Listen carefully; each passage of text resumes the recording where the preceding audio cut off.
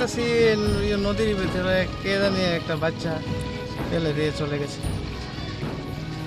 ফোনে দেখলাম, পরে এসে দেখলাম এমন অবস্থা। ছেলে মেয়ে কিছু দেখতে পাচ্ছেন? এটা বুঝছেন? এটা তো বোঝা যাচ্ছে না। পুলিশ এসেনি ঘটনাস্থলে? হ্যাঁ, পুলিশ তো এলে।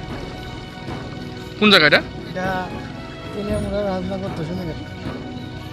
কি মানে কোন জায়গার মধ্যে এটা? এটা খোয়াই নদীতে, জলের মধ্যে নাকি? হ্যাঁ।